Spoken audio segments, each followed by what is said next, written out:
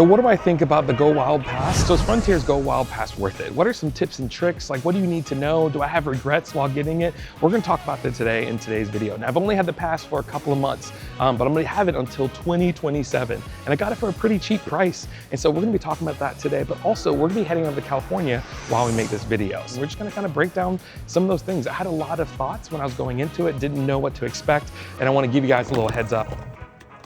So I will know more about this pass once I do my road trip. I'm going to 20 plus different theme parks using the GoWild Pass. So there's gonna be a lot of interesting moments and times, and I'm probably gonna know a lot more than I thought I was gonna know. So what is this pass? It's a pass where you can go pretty much anywhere where Frontier flies for a very discounted price. I mean, well, basically kind of like free, but you have to pay for the taxes on each one. Now there are some catches to it, and we'll talk about that in a few, but it's just a pass that enables people that are very flexible, that have open schedules, like my schedule since I work with students.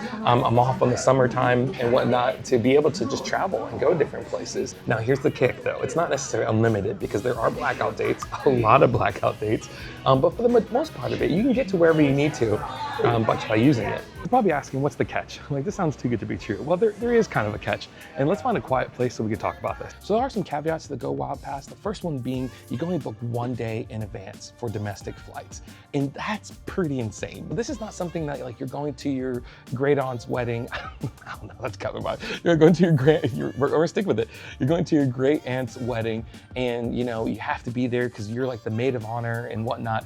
Like, this is not the pass for you, or not the moment for you to use it. But this is more for like the random trips that you take, that if you're like me, I'm on a Thursday and I'm like, I kind of want to go to Vegas this weekend. Let's see what flights are available. And that's what makes it really great. Now, if you're flying international, so that only goes for domestic, but if you're flying international, you have a 10-day window that you're able to book your flight, so that you can book your returning flight coming back home, which works really well. And that's another thing, you don't even realize, but Frontier flies a good amount of places international. Like, I'm trying to go to Mexico City, Puerto Rico, I think Aruba was on there. There's a lot of places. Definitely look out the different areas and see what's available to you. Still in your passport and everything else. I think international flights are a little bit more expensive. There is a risk, like, oh man, I might not make a flight out because it's full, or maybe there's not any like seats available. So that is a big caveat. But from what I've been using for the past couple of months, I've seen there's a lot more open flights available to you. So there are some ways that you can maybe kind of make sure that you're able to get out. Some people say that the day before, actually just book your flight at 12:01. That gives you a little bit of a window.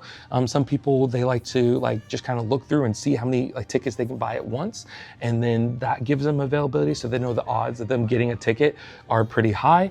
You know, there's all these different ways that you kind of work around to be able to make sure that you have a flight going out. Because if I know I want to get, like, if I really want to make sure I'm home by like Sunday, then I might fly GoWild on my first flight, the ticket I can get out there, and then I'll schedule something like Breeze or some other airline if I need to make sure that I get back by Sunday. Come to think about it, I think not being able to book your flights earlier is the only like big caveat of the whole process. Also know, these aren't standby tickets, they are regular tickets. So they're like normal tickets, which is really great. So let's talk about the price of everything. Now, I got the pass for $299, which is having a deal, and it works from now, which is like 2025, all the way to 2027 in April, which is incredible. And that's what got me onto it. I think they're just trying to get people to to test it out for a little bit, so they become loyal people. Now there's a deal going on currently right now for $350. It's around Black Friday. And then also, but normally it's about $599 at the time of this filming.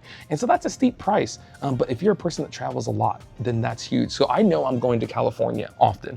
I know I'm going to travel at least 3 times a year on flights. And so the fact that I'm flying to California right now for such a cheap price to get over there is huge, right? I would have paid $300, $400 anyways to get across the whole US and to have my fun over there. So for me, I'm like, it's almost like I'm prepaying for a ticket. Another thing you should know, it's not necessarily 100% free. The flight is free itself. However, you have to pay the taxes. So what I've noticed is if you have a direct flight, then it's typically only like $15, $16.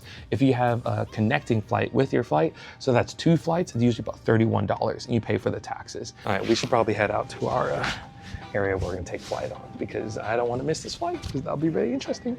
Now, we all know Frontier has a reputation, so let's talk about that. Biggest issue is right down here. It's my knees. If you notice, my knees goes straight into the seat in front of me. When I first started flying on Frontier, it was one of those things where, like, my experience is really rough on the staff end and just some of the logistics were off. But I've seen improvement over the past couple of years, which is really awesome.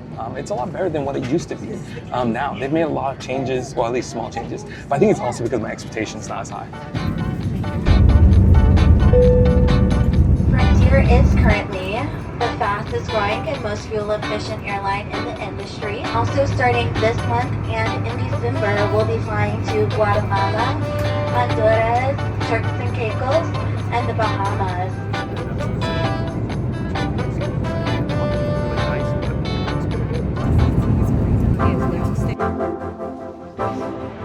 Okay, we arrived at Atlanta. This brings us to another tip.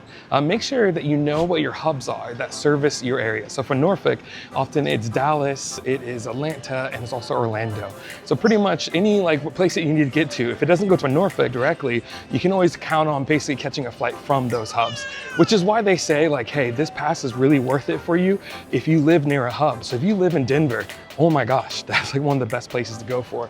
If you live near Tampa or Orlando in that area, you have a pretty good chance of finding flights everywhere else. Now, one of my recommendations definitely is to make sure that you know how many times a week that Frontier flies to your area. For Norfolk, it comes about 3 times in a week. So that's good enough for me to be able to find a flight to get to where I need to get to. So now I'm kind of hungry. We're gonna eat before we go on our flight since we have like a 4-hour flight. So I got some Chinese Mongolian thing or anything else. I'm running out of time.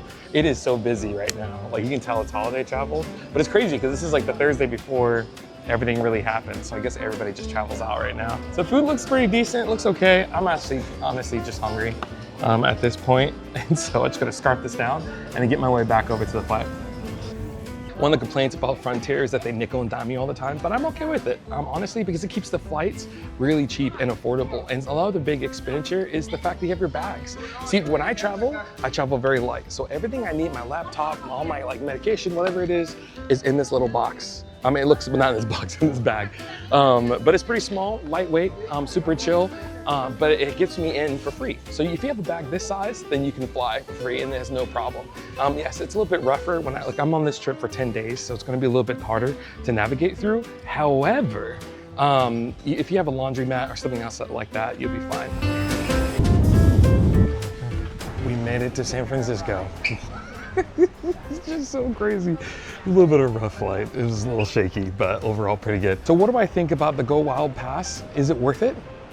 Honestly, I would say it is. I only paid $299 for it for 18 months. And I think the reason why they're doing that is because they want me to get hooked and I see the value of it. And the problem is I think I do see the value of it. Now, normally it's probably about like $599, which is like a lot at first, but when I look back at it, I'm like, I might actually pay for that. They do have a sale going on right now as the time of I'm flying, that's only like $350. So maybe if you're going around, make sure that you look, you know, maybe like if there's Black Friday or anything else, check that out. For a person that travels all the time, I'm pretty flexible during the summers, it just makes sense. But nonetheless, thank you guys for hanging out with me throughout the whole day. Stay tuned, subscribe, because you know there's gonna be a lot more information once I do the whole summer, because I'll be flying almost like every 3 days doing it. And so overall, thank you guys for watching, and I'll talk to you guys soon. Thanks for watching all the way through, and here are some other videos that you can check out while you're here. And don't forget to like and subscribe, and I'll see you on the next adventure.